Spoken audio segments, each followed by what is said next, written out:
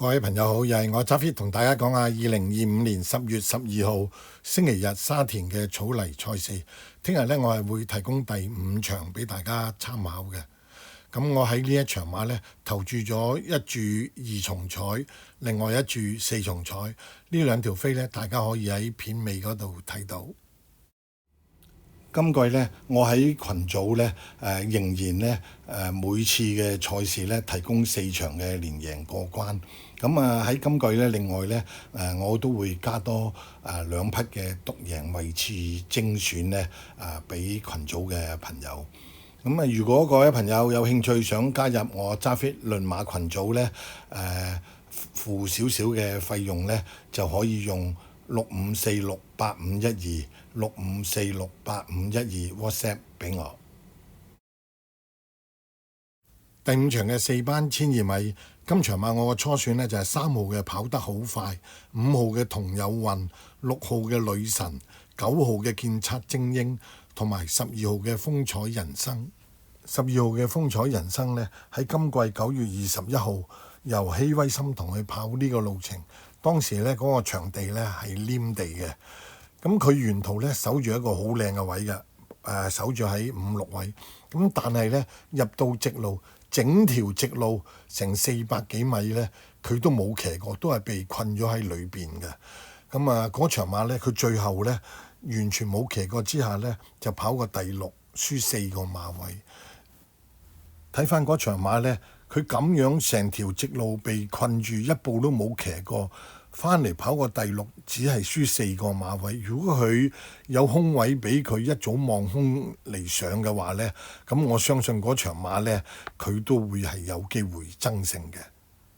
睇翻呢隻馬呢，跑呢個路程跑咗13次，咁最叻呢就係跑幾次第4。咁但係其餘嘅落地呢，佢都唔係輸得遠㗎。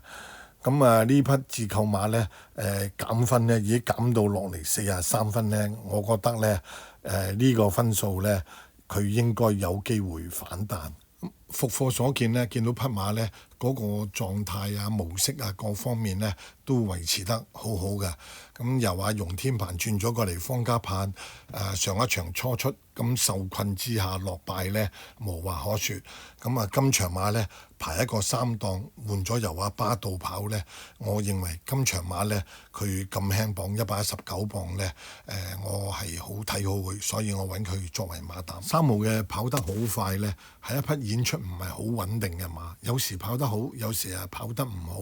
咁佢喺上季呢，喺3班呢，贏過一場1400米嘅。咁落咗嚟4班呢，跑過4場馬，都試過跑過一次第2。咁喺暑假呢，期間呢，呢隻馬呢就試過2次嘅大閘。咁第一次嘅大閘呢就試得麻麻地，但係第2次嘅大閘呢試得好好，好輕鬆咁贏咗嗰次嘅大閘。咁試完閘呢，喺神課所見呢，見到匹馬呢嗰個神態呢同埋模式呢都係非常之好嘅。睇翻今場嘅對手呢，好多都係和和妥妥，唔係好叻嘅啫。咁我認為呢，呢匹跑得好快呢，跑翻佢自己本身應有嘅水準呢，我認為佢呢喺今場馬呢，佢好有機會走入前3名。5號嘅同有運呢，今季先出賽就跑咗2場呢個路程。咁初出嗰場馬呢，個演出呢係非常之好嘅。排一個10檔，沿途守住喺4、5位呢，翻嚟跑過第4。輸俾頭馬嘅辣得準呢，2個馬位，佢本身所做嘅時間好好嘅喎，1分09秒，末段22個45。以嗰場馬嘅走勢嚟講呢，喺4班呢跑1200呢，應該都係有一定嘅分量。但係呢，跟住跑完嗰場馬之後，喺9月14號再跑呢個路程呢，嗰場馬呢，咁佢呢就擺隻馬呢就擺前咗啲，沿途守住喺2、3位呢，翻嚟呢，嗰個力度較弱呢，就跑過第7，輸俾快活英雄呢4個幾馬位。睇嚟咧，呢匹馬咧都係留住喺4、5位咧，然之後喺直路嚟衝咧，就好過你擺喺前面嗰度嚟走。咁賽前咧亦都好輕鬆試咗個大閘。咁今次排一個2檔，換咗由周俊樂跑咧，我認為咧佢都係一匹咧有機會嘅其中一匹馬。9號嘅健策精英咧，呢匹愛爾蘭嘅自購馬咧，咁上季尾跑1400咧，就後上跑過第4。咁今季咧喺9月14號咧就跑1200咧，就跑過第2。咁見到呢匹自購馬咧，去到呢個分數咧已經有表現啦。但係今場馬咧排個檔位唔好，排一個12檔。咁但係咧由黃志雲跑咧，負個磅好輕喎，負117磅咧，比佢上一場跑第2嗰場馬咧，仲要輕咗8磅。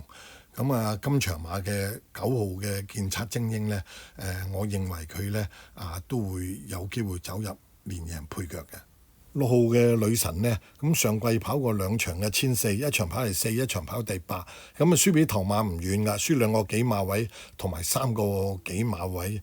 咁睇嚟呢匹馬呢都唔錯嘅，都喺4班呢都有得周旋嘅。咁潘頓呢又肯騎，排一個4檔呢，咁今場馬呢，我覺得佢都會有機會跑得近嘅。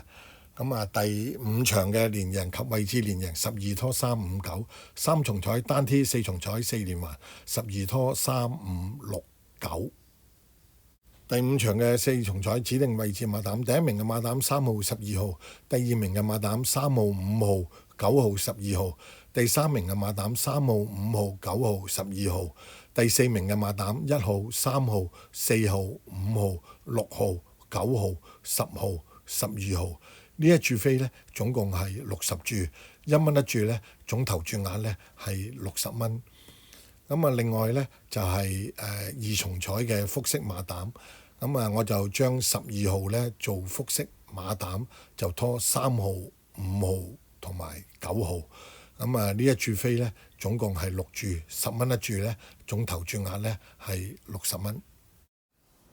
如果各位朋友有興趣想加入揸 fit 論馬群組，可以用6546851265468512 WhatsApp 俾我。